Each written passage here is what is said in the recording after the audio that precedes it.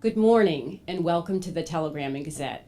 My name is Karen Weber and I'm the executive editor here. Part of our mission at the Telegram and Gazette is to provide a forum to allow readers to express their views and to ask questions. A couple of weeks ago, we asked questions concerning public works and parks. We asked readers, how's Worcester doing when it comes to making the city a livable and inviting outdoor place? We received about several dozen submissions, and I thank everybody who asked their questions. We have some readers here today with us who will ask their questions in person. I'd like to introduce City Manager Ed Augustus and Commissioner of Public Works and Parks, Paul Musi. They are joining us here today. Thank you both for coming. I'd also like to introduce some readers who are joining us to ask their questions in person. At this time, I'd like to introduce Tony Similardies. He is the editor of the editorial pages, and he will be leading the discussion this morning. Tony? Thank you, Karen. And thank you, Ed and Paul, for joining us. And I know that you're preparing a number of things as the weather's cleared, and we've come out of actually a pretty mild winter, and for the city and for the parks. And I wondered if there's anything exciting that's been coming up. I know that there's been some discussion about some changes in the parks, a long time coming, of dogs and how dogs would be allowed in the parks. And I understand that that's going to be announced sometime in the near future. Thank you, Tony. Thanks to the Telegram and to all the readers who sent their questions in. We're really anxious to have this conversation. You're exactly right. The city of Worcester for a long time has been talking about dog parks, and there's been a need to create a dog park or more dog-friendly policies for 61 parks in the city of Worcester. And so we've been engaged in a master planning process for the last couple of months where we've had 4 public hearings around the city to solicit input from the residents of the city as to what they want to see for amenities for dogs. Not only standalone dog parks, but also any changes in the ordinances that currently govern dogs in parks. As of right now, the city ordinances say that dogs cannot be in our public parks. And I think there's a fairly broad consensus that that's something that we need to revisit.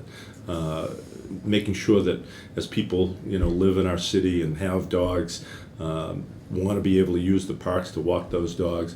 We also have to create a balance to make sure that children and others who are using our parks are safe, and that people do so with leashes. So we've engaged in this master planning process.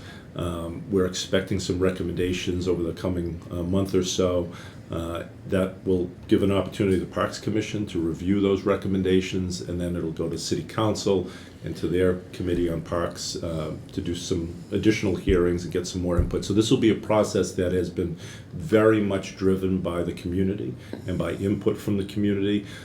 Even what comes in as a set of recommendations, we'll have an opportunity for people to react to that and give their perspective. But I think it's safe to say that we will have some increased amenities for dog owners and their dogs in our city parks, one that hopefully strikes the right balance. That's great, thank you. And why don't we turn to our first reader who has a question for us. Jean, you had a question to cover some sidewalk questions.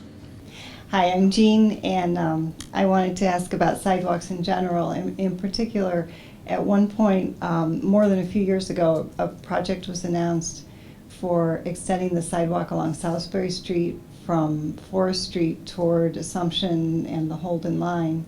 And at the time, it sounded like it was pretty much a done deal and a great idea.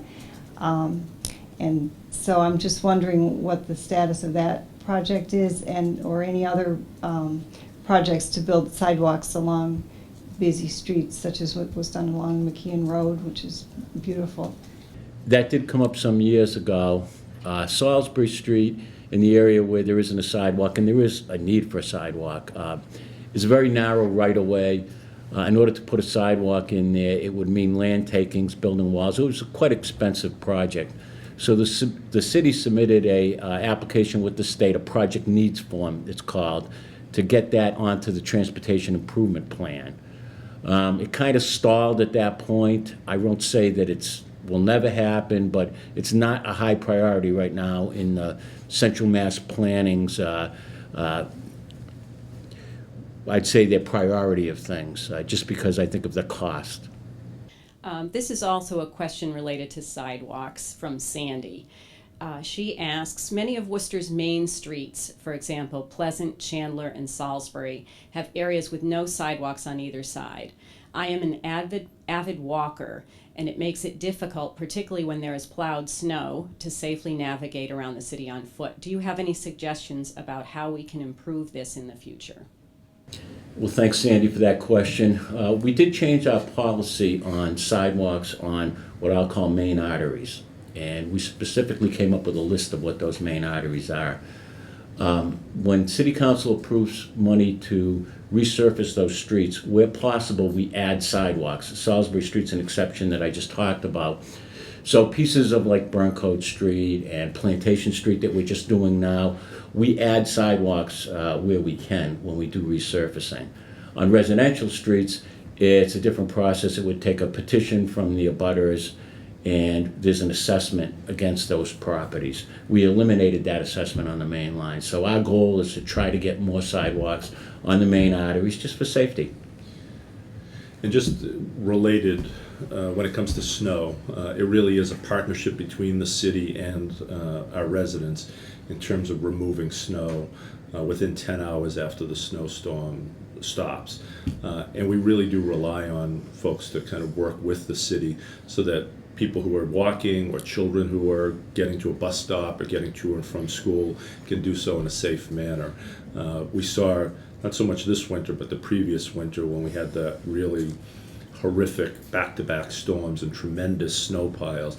It really is a danger for especially little kids or people who are in wheelchairs or otherwise have their mobility challenged to navigate and to be seen around those huge snow piles. So it really is a kind of a partnership between the property owners and the city of Worcester that we make sure we clean those sidewalks so people can safely get about. Thank you.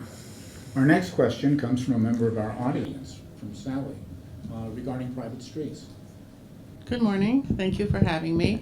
My name is Sally, and I live on Dorn Road in Worcester. I recently moved there from a suburb, and I live on a private road. Dorn Road is a private road. And when I first moved there, it was pretty smooth. But over the last couple of years, it's gotten very bumpy. And even though the road is plowed in the winter time, the road just is getting worse and worse. And I don't really understand why we have private roads and why we can't pave them and take care of them like any other road.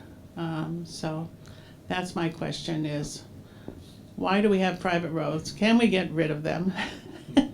And I appreciate your answer to my question. I'll have the commissioner jump in about the history of private roads, but I would tell you that we have about 500 miles of private roads in the city of Worcester, which is a fairly substantial. 500? No, it's less than 90. That. 90. 500 miles of regular public roads, 90 miles of private roads, which is a fairly substantial amount. And so we have a challenge, as you will probably hear from other questions, just keeping up with the public roads without adding to paving, at the city's expense, private roads and creating sidewalks, and in some cases the infrastructure necessary. So it's done on a case-by-case basis when the abutters petition to do that. And again, as the commissioner mentioned in the last question, there's an assessment that goes to the folks who have frontage on that private road to pay for creating the street and making it a public street. There are some flexibility in terms of allowing people to pay that back over a period of time so they don't have to come up with all the money all at once. But it really would be a challenge for the city to create 90 additional miles of roadway, just on the city's expense. It just is something that would really be a challenge. But The history of private streets is not completely understood, but at certain points in time, before subdivision regulations, which started in about the 1930s, it was allowed some streets to become put on the official map as private streets. In those cases, a developer never really did what a developer would have to do today, would be build the street. In the city, all the streets that are public at one time were built by a developer or somebody, handed over to the city, and then the city really takes them for life. And I'm going back to the 1800s when I say that, or even earlier. Private streets are really just that. They're not the responsibility of the city or even have ownership by the city. There's special legislation that allows us to actually plow and pick up trash and recycling on private streets. But we don't have the authority to spend taxpayers' money on private streets beyond that.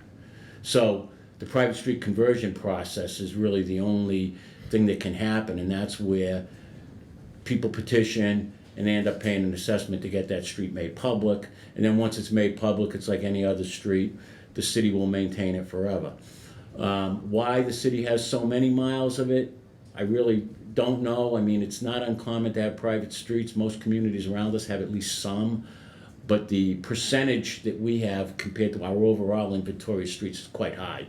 So I don't really have an exact answer for that. It's just something that was allowed pre-1930s. Well, the process is, if you petition it, there'll be a hearing at the Public Works Committee, Subcommittee of City Council. All your neighbors will be invited. They'll be sent a ballot to answer. They can either come to the meeting or just send in their ballot and ask whether or not they want to have their street converted.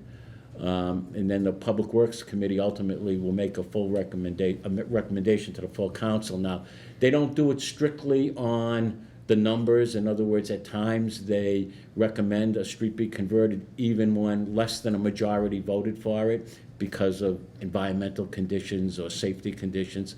So my recommendation would be, please file the petition and let the process have a look at it. Other reader questions, three others on private streets. So this is a hot issue. There are a couple, one from Andre and one from Robin, that speaks a little bit to the issue that we've been talking about, and that is that if they can't be paved, could they at least be filled, or could fill be provided to fill the potholes so that they could be evened out, so that the driving would be easier? The answer to that question is right now, no. It had been done in the past.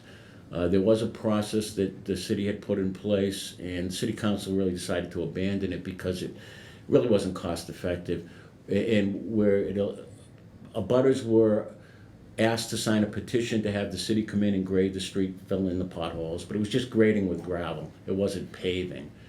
And they allotted a certain amount of money to it. And then the way they had to get special legislation, again, like I spoke of earlier, we really don't have the authority to spend public money on private streets. They had to have a 2/3 vote of the street to be able to do it. So it was kind of an awkward process. And frankly, the money that was put into it each year would only do a few streets. And then you'd have a big rainstorm and it'd all wash away and it'd be back to where it was. So it was just decided some years ago that it just really wasn't an effective program. Hi, thank you for taking my question. My name is Roberta Adams. I live on Eastern Ave, which is right up against Green Hill Park. My question was related to the dogs. Why are we allowed dirt bikes and ATVs to tear up Green Hill Park, which we spent a fortune on, to get the park up and running and have a nice memorial? But if I walk my dog, I get a ticket. I mean, I've never heard of people getting into accidents walking their dog, but I've heard, the dirt bikes going up and down Rodney Street, Eastern Ave, in Green Hill Park, because they can access Green Hill Park from Rodney Street, and they tear it up. And not only that, but they go on to public streets and race up and down all around Green Hill Park, and there are kids in the streets. So, my question is, really, why can't we get a handle on the illegal bikes on the city streets? Why can't we get law enforcement to do a better job? Because right now they're told not to chase.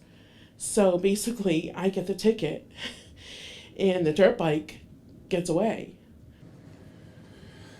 A couple things. One is you're right. We don't allow ATVs in public parks. So that is not something that happens legally. Now, there certainly are people who do it illegally. And you're right, the police department as a policy have decided not to chase people using those ATVs, whether it be on a public street or in a park. And the reason they don't is typically you're talking about 15, 16, 17-year-old kids, and it becomes a real danger when the police are chasing them that the kids are going to get into an accident and it becomes a fatality. So we go from a nuisance to, a really deadly situation. We actually had 2 people in the city of Worcester last year on ATVs who got into accidents that were fatalities. And so it's a very kind of serious thing. So the police try to work with the environmental police who actually have jurisdiction over those kind of vehicles to try to figure out where they house those vehicles. And we've seen some really weird things actually in the city of Worcester around these ATVs and these motorbikes. There have been groups that come in trailers to locations, and there might be 8 or 10 of them that get out of these trailers with these bikes, and then they go through a particular area of the city, whether it be a park or even on city streets.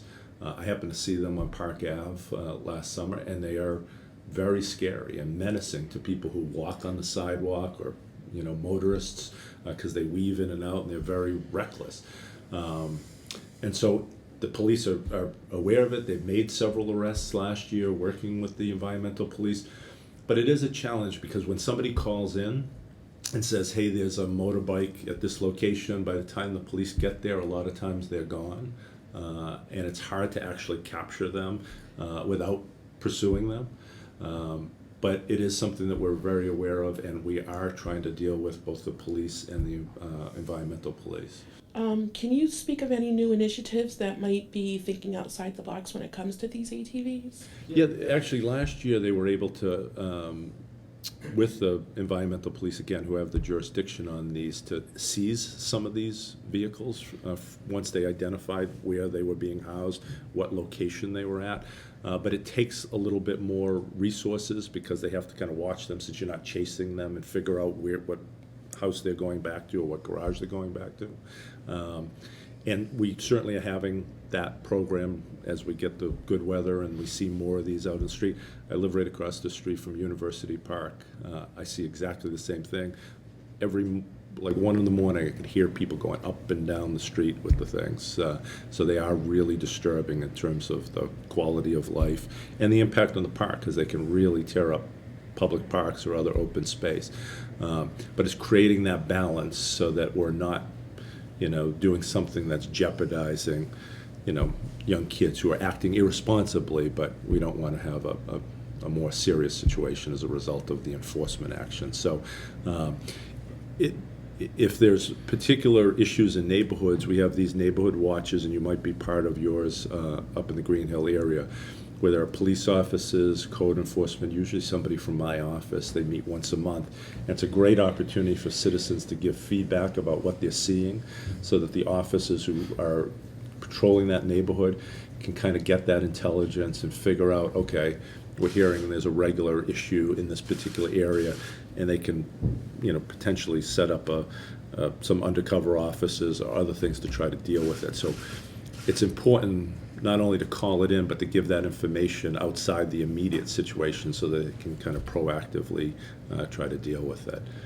So as you said, you would encourage people to call it in as soon as they hear it. You should always call in any kind of disturbance, whether it be a public safety issue or a code issue, somebody's dumping, somebody's, got an abandoned car on the street, or any kind of other quality of life issue. We have a city manager's quality of life task force that's an interdepartmental team that can deal with those on a fairly rapid basis. But the police department allocate resources based on the calls that they get. So you're doing yourself a favor by calling if you see, whether it be, suspicious activity at a house or lots of ATV activity on the street or, other kind of public safety issues. You want to call that in because every week they analyze all the statistics that come in, and then they'll designate an area, a tactical response area. If there's an uptick in activity in that area, they'll put foot patrols, or now that we're getting into the good weather, bike officers on bicycles, other resources to try to address what's going on in a particular neighborhood. For our next question, Karen has a question from a reader regarding litter and trash. So the majority of questions we received surrounded recycling, trash, litter, that kind of thing. And this question from Judith is fairly representative of the questions. My concern is trash. Would it be possible to research using covered trash cans to eliminate the overflow of recycling that ends up on the streets? It's a great question. It's a challenging question. We have the most successful recycling program in the Commonwealth of Massachusetts right here in Worcester. Part of it is because we have a trash bag fee, and so everybody's incentivized to recycle as much as possible, so you have less cost in terms of bags. And we have the bins. And I think everybody's kind of gotten used to the bins. We did an experiment about 1.5 years ago with clear bag recycling. Many communities do clear bag recycling. So it's basically you take a big clear bag and you put all your recycling into that and put it out, and you don't have the problem of looking for your bin after it snows or a rainy day and you've got to go retrieve this wet bin, lug it back into the house. It was a very successful program. We tried the experiment in different neighborhoods within the city. So not only single-family neighborhoods, but three-decker neighborhoods, more dense neighborhoods, to really get a representative sense of how it might work. The feedback from the citizens was very positive. They liked it. It really did cut down on litter because you didn't have the situation where a windy day, your recycling is blowing around the neighborhood and adding to the challenge of litter. And actually our recycling rate, which like I say is the highest in the state, actually went up a couple points. So there was a small increase in recycling because it was a little bit easier. The bags tend to be about 2.5 times the capacity of the bins, so you get a little bit more ability to recycle. The clear bag's important because not everybody follows the rules, and there can be a certain amount of contamination in the recycling stream, but too much can be a challenge, and so we don't want people trying to put stuff that should be in the trash in the recycling, so they need to be able to see that. It is something that we're looking at, and I've gotten a recommendation from the DPW folks, and it's something I'm looking at, and we'll be making a recommendation to the City Council about whether that's a direction that we ought to move in terms of changing the way we recycle, which I think would have a very substantial impact on reducing the litter in the city of Worcester. It's not the only source of litter, but it is one of the big sources. You go through a neighborhood and you see a lot of trash around, you know that trash day was probably that day or the day before, so there's a pretty good relationship between those. Bob did ask about the clear plastic bags, so this is something that's still on the table then. He would like to see them come back. It's very much on the table. We're getting ready to kind of go out with our recycling bid, so we have to make a decision as a city which way we want to go, so recycling contractors can bid appropriately on that. The trash bag program, like I say, has been successful in that it's helped kind of create a revenue stream that supports at least some of the cost of trash pickup in the city of Worcester. But you have to really look at these things together, not only the trash, but the recycling together. It has created some unintended consequences. Sometimes people take their household trash and they'll bring it to a city park and put it in the barrel in the city park as opposed to paying for the appropriate trash bag and leaving it on the street. And unfortunately, sometimes people dump. So you go to certain neighborhoods, and the neighborhood I live in, I see it on a regular basis. People just put their trash out on the street. And we have this quality of life task force that I talked about. We actually have inspectors that will go and retrieve those bags, and they'll open those bags up, as disgusting as that sounds, and they'll see if there's any identifying information in there. And then we will ticket and fine somebody who is illegally dumping in our city if we can track that back to who's responsible. We also use temporary cameras. So if we have an area that's particularly problematic in terms of dumping, we'll set up a temporary camera to try to capture people who are doing that. Because it's important that we're all kind of responsible here. Otherwise, people are just passing on the cost to all the rest of us who follow the rules. And occasionally you get areas where even people redoing their bathroom or whatever will take household kind of construction material and dump it into an empty lot. And again, it's really socializing the costs of that as opposed to properly disposing of it. So we try to go after people as best we can, but we really rely on people to do the right thing. It's their city, and we need to work together to make sure it's clean. So one of the things I'm going to be looking at in the budget is some increase in staff around the Parks Department, because we have 61 parks and we have one person who's primarily responsible for picking up the trash. That's a lot of parks to pick up the trash, especially sometimes when in some of our denser, kind of more urban parks where it's closer to people's homes, you'll have people bringing their trash in there a couple times a day. So we could be literally in the same park emptying the trash a couple times a day, and it fills up not from people who are just walking in the park and putting a coffee cup or a candy wrapper in there, but are bringing their household trash. So it is a challenge, and we're kind of in this together. So when people do that, it adds to the cost of city services, which goes back to our taxes. So. Our next question is from a member of our audience, one of our readers here, who has, from Judy, who has a issue that she's been working on for a while. Yes, my name is Judy and I live on Hurd Street. I've been working on this for almost 6 years. I have been in touch with the police, Sergeant, Jem, Petty, Eddie, you name it, I know them. They've come to my house, they've talked to me. Bergman is sitting in my driveway watching this. I'm here on behalf of my neighbors and the other residents of Hurd Street. I'm kind of like the spokesperson for it. We'd like to know what's happening regarding this excessive speed. We do have a 30-mile-an-hour posted speed limit, and in the mornings, anytime that there is an opening that a car can go fast, they're going fast. The other issue that we're having is the oversized commercial vehicles, which are oversized to begin with, which is a 5-ton limit on our street, but you add the speed that they put onto their vehicles also, it's a dangerous situation.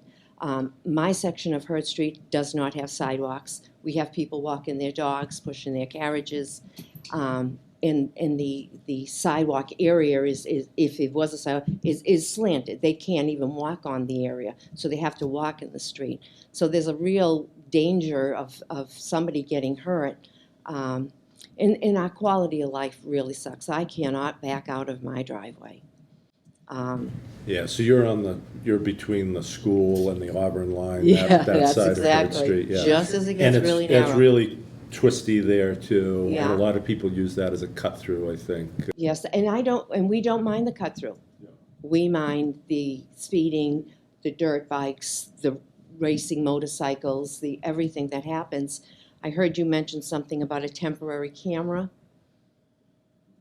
I don't know if that can be used at all, but I mean, I've had policemen come to my house, give me cards saying, we're going to be watching. I don't see anything. Nothing has changed. No one's slowing down. It's really bad. Yeah. What I can say is I would certainly talk to the police department about some increased enforcement. The challenge is it's never permanent. They won't be there permanently. They'll come for a period of time and try to create, some sense of, people who are normally doing that, hey, sometimes the police are there, I better slow down. But it's not a permanent fix. We can take a look at that and see if there's some signage that could be kind of put up, permanent or temporary, that might kind of, help a little bit. And certainly I'll talk to the police department about some increased enforcement. Our final question, maybe, Karen Weber has it, about what's happened in the winter and with snow removal. Thank you. Hopefully by asking this question I won't prompt an April snowstorm. But Joe asks, how much snow removal money did the city save with the easy winter? And when will the city start fixing potholes, which seem to be as bad as ever? We didn't save as much as you'd think. I think we typically budget about $4 million for snow removal, and I would say we've probably spent about $3 million, maybe a little bit more than $3 million. The challenge is, we had a tough start to the winter. We had a particular forecast that, didn't turn out the way it was forecast. And so we've been really trying to make sure that we overperform the rest of the winter. So anytime there was a forecast, we assumed the worst in the forecast and made sure we did extra salting and sanding. And so we probably will save, knock on wood, about $1 million from what we budgeted. What I've talked to the commissioner about doing is taking some of that money that we didn't spend on snow and using it on buying some new equipment that'll help us for next year. So typically we would do that out of our capital budget. But this year, if we had a little extra snow money, what I'd like to do is buy some equipment that would make us be that much more able to respond to snow and ice events next year. For example, you look outside this window and the Common, the City Hall Plaza area, we have these small tractors that help us kind of remove the snow on the sidewalks. We have a lot of sidewalks we're responsible for as a city. If you think about all the parks, Institute Park and Elm Park and University Park, we have to make sure that we do our sidewalks just like we ask our residents to do their sidewalks, except we have miles and miles and miles of sidewalks to do within 10 hours of the storm. And I'm very particular about making sure we keep our house in order. We don't ask our residents to do something that we're not doing ourselves as a city, but that means getting the right equipment. So I'm hoping that we can make some investments out of what we save this year that'll make it a little better for us next year in terms of our response. Well, that brings us to the close of our program. Thank you very much, Ed. Thank you, Paul, Thank you. For joining us. And thank you to our readers, our reader panel, who graced us with their presence as well as with their questions. Very good questions. Very interesting and good answers. Thank you. We appreciate it.